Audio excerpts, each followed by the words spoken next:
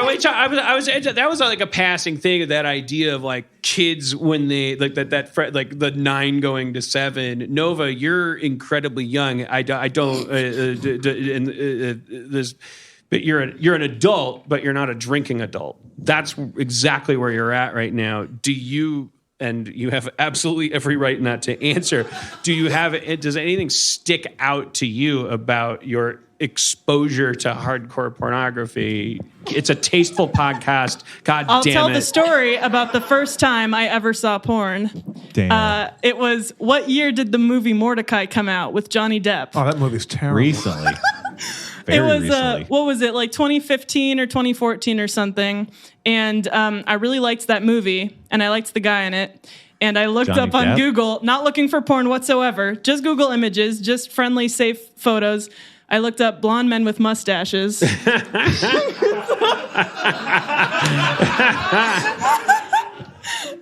That's in my favorites. Because I was like, more please. Yeah. And It took you to the Weatherman's Union. And I saw a porn video, and I was like, all right, I guess today's the day. I gotta see porn for the first time sometime. Wait, and I how clicked old on it. were you? 7. Is that what you said? I was probably 15 or 16, whatever year the movie Mordecai came out. So I think like 16 probably. I'm going to stop asking questions because it's uncharismatic now. What was your first? I told a story. You weren't even asking. Well, so. I remember. No, but I was curious about that because I was thinking about mine, which I can volunteer and which won't feel creepy. What's your 'cause first I'm a penetrative 46-year-old dude that can just tell you like penetrative porn? Not what like looking at like actual. Yeah, I remember. I've mentioned this on the podcast before. Like that, it was my dad had a box in his basement, and that was Playboy. He had a subscription to Playboy for a year of his life, and there was no hard drive. We didn't know that porn was infinite. So like I even if you got married, you would just put all your Playboys in a box, and I guess, and put it. There was just somehow over the years we knew.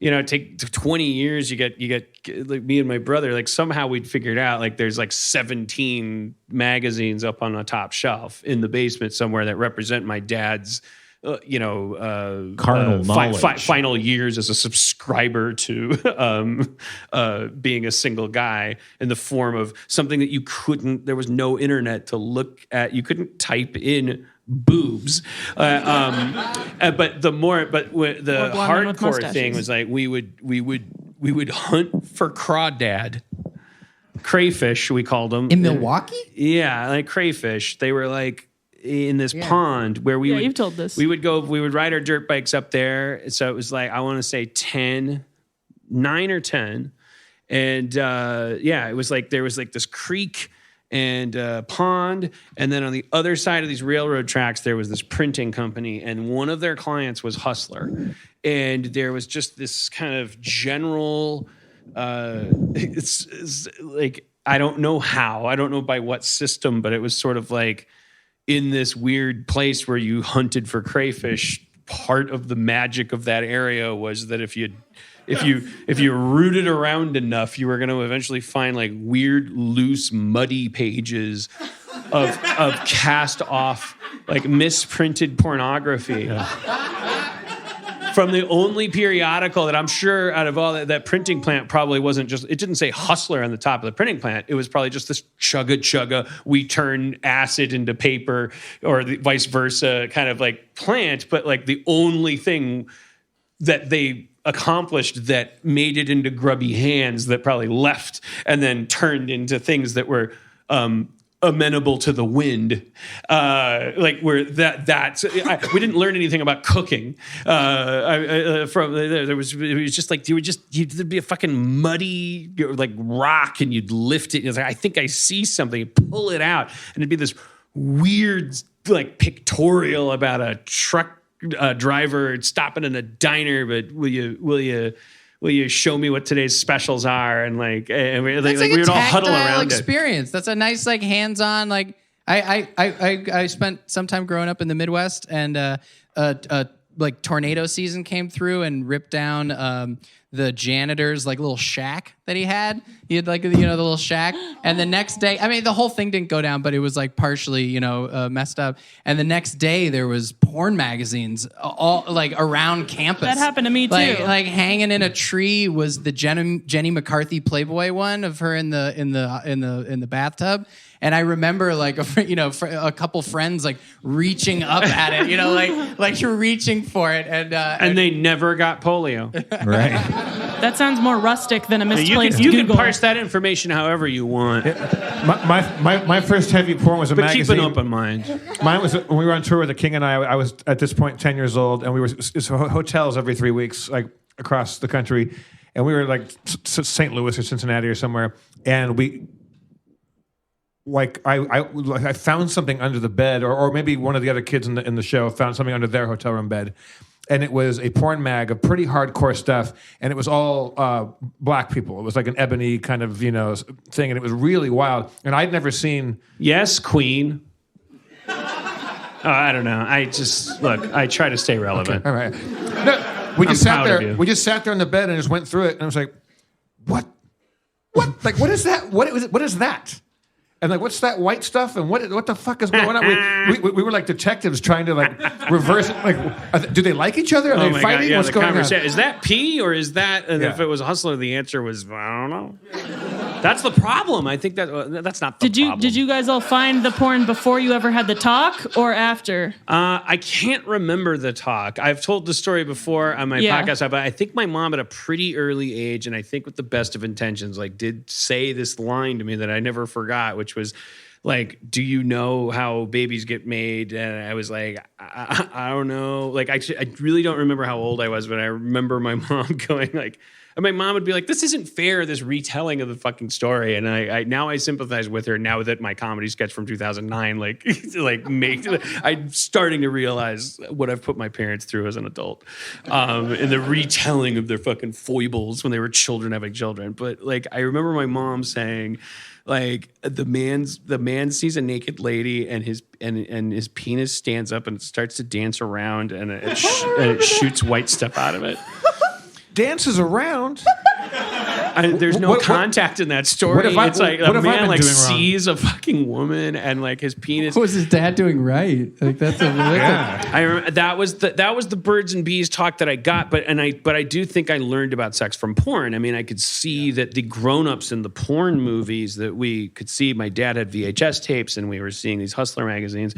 We could see that one thing that correlates to the thing that we know that makes boys is like going in there. Like we could see it going in there, but it's still countless debates about is that pee? Is that where she pees? Like what's that stuff? What's that stuff? What's you that are stuff? actively looking for it. That's the other thing is like only a kid needs to Google like the word boy or girl or man, woman, whatever. And like that stuff just appears. They'll Like, find it. Yeah. I mean, I think that's a whole other like mindset, which is like, I was right on the cusp. I'm right at the age where I was still like looking in National Geographics for boobies and such.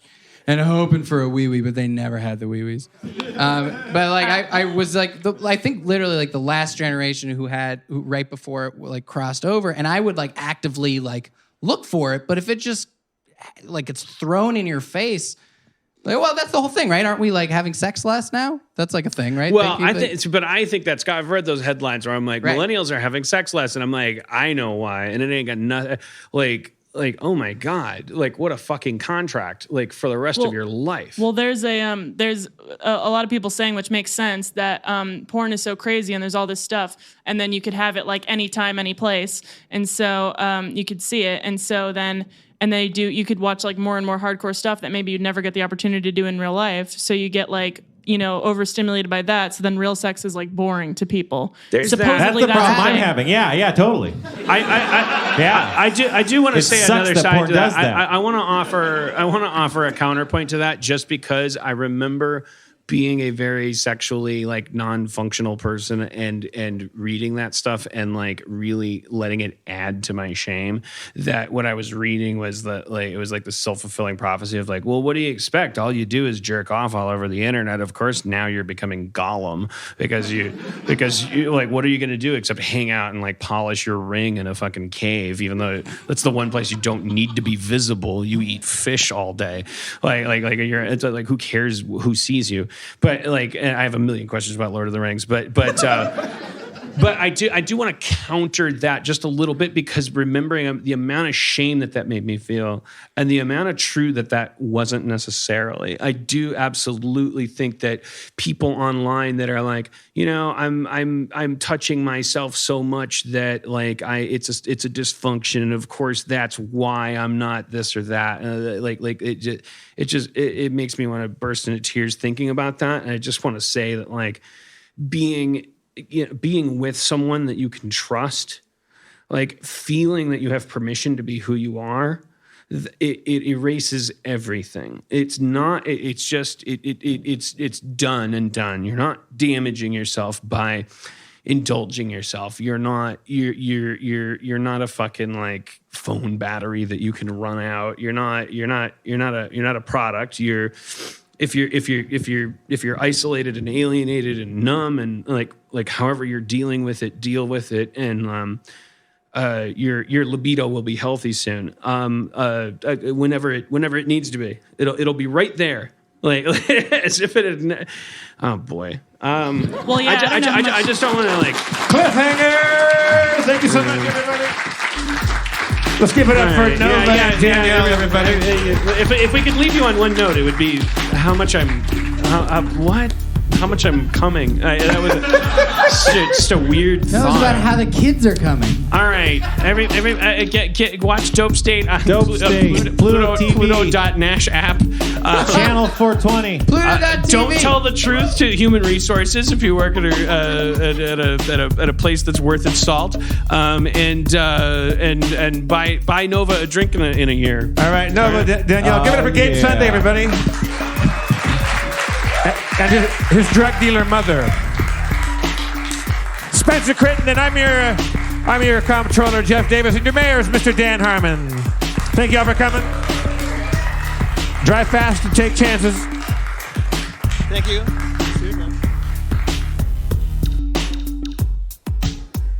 Zach, you got beats?